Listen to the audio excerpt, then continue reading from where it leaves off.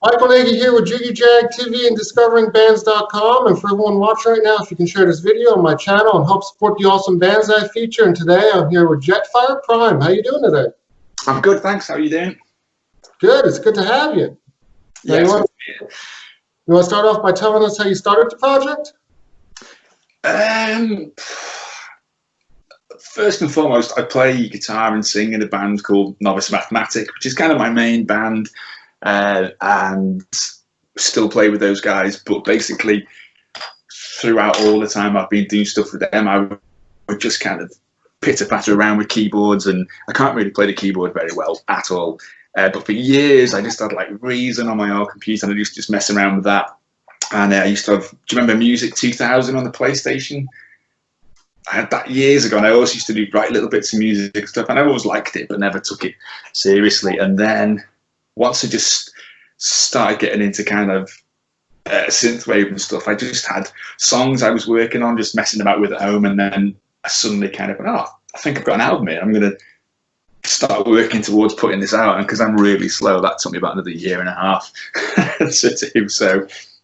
And that was it, really. Just kind of fell into it, and then released that, which was the beginning of the end, which was about last November. And from that, just joined Twitter and started really trying to advertise myself a bit. And then it just kind of, it's gone pretty well. I say smoothly. It's gone nicely since then. So, yeah.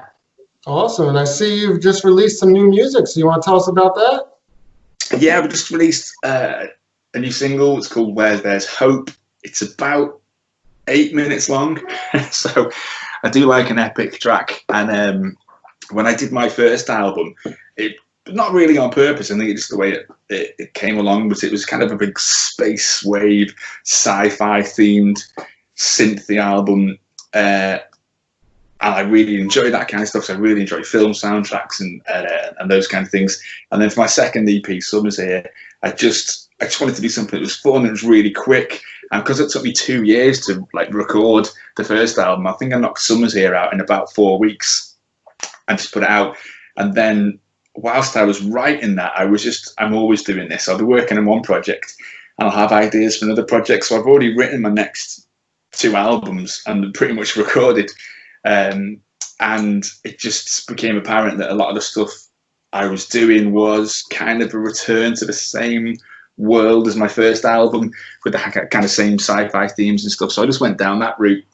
And then just recently, I just started messing around writing a tune, and that became Where There's Hope. And it literally came together really quickly, and I wrote it in a couple of days. And then suddenly I thought, oh, I really like this. I'm just going to put it out as a single before the album.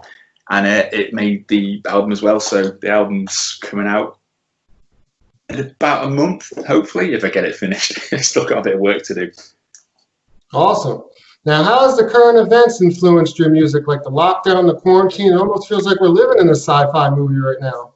I know, yeah. It's I don't know if I've taken like the themes of it on board, but because I wasn't furloughed, I carried on working because I work as a teacher, so I was teaching from home throughout it.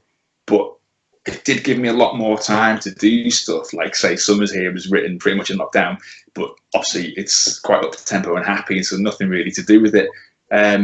So I don't know if I've taken the themes of kind of lockdown and COVID and put them into anything, but I think I've just quite enjoyed having the actual time and being at home and having more time to do stuff.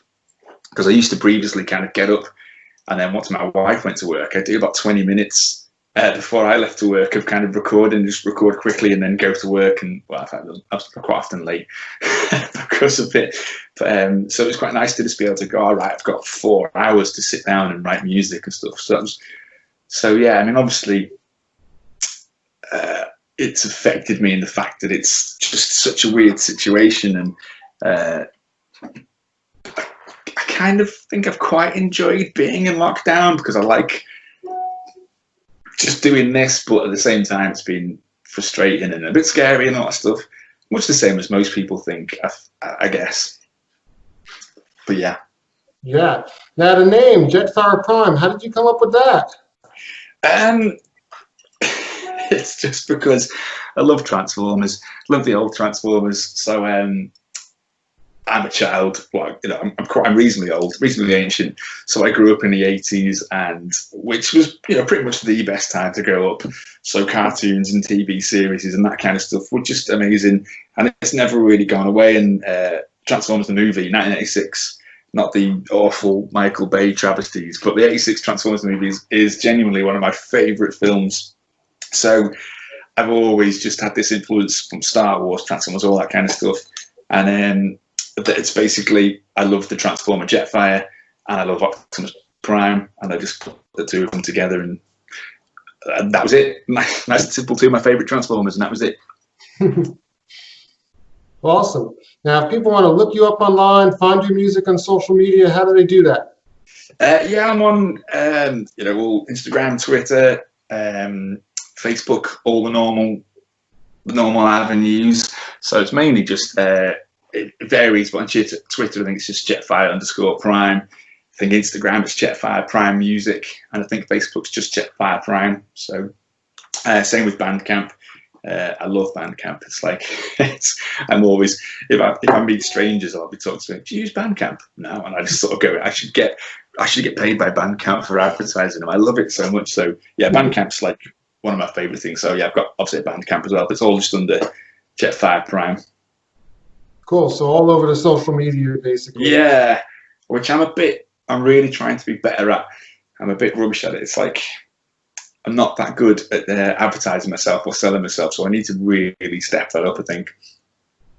Yeah, it's just a little time consuming, but worth it. Oh yeah, definitely, and I quite like it. I mean, I know Twitter often gets a bad rep because of the politics involved, but I've not really seen a lot of that. And since I joined Twitter, which was probably about November properly, it's been massive for me. Twitter's been great. I've met virtually a lot of great people who've done loads to help me, and it's great. You just get messages of people saying, oh, you know, I've been listening to your album, I absolutely love it. I've sent it to my friend, or I've done with this and it's just, I found it to be really positive. So Twitter's my absolute favourite. But I'm trying to be better at Instagram because, yeah, and I haven't even touched TikTok. It's like, I've tried, but it's just blown my mind. So I need to get on that. Yeah. I want to ask, where do you see the project in maybe a few years from now? Where would you like to see it? I think I'm just kind of trying to grow it quite steadily, and it's kind of weird sometimes because I'll get people commenting on stuff and, you know, and saying things and use really nice terminology, and I would just be replying with like, you know, you do know I'm just some guy from Liverpool sitting in my, you know, in my home studio, which hasn't even got any soundproofing or like acoustic treatment or anything. So it's a bit of a nightmare. I have to work really hard at mixing stuff.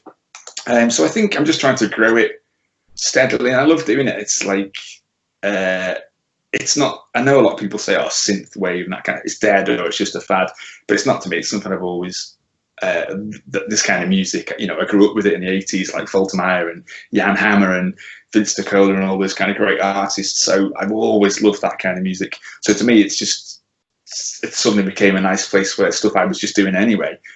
Suddenly I was aware that other people quite liked it, so I could put it out. But with regards to actually doing stuff, I've got, like I said, I've got this new album. So Where There's Hope, the single's out last week, I think. And I've got this new album, which is going to be called The Sister Planet.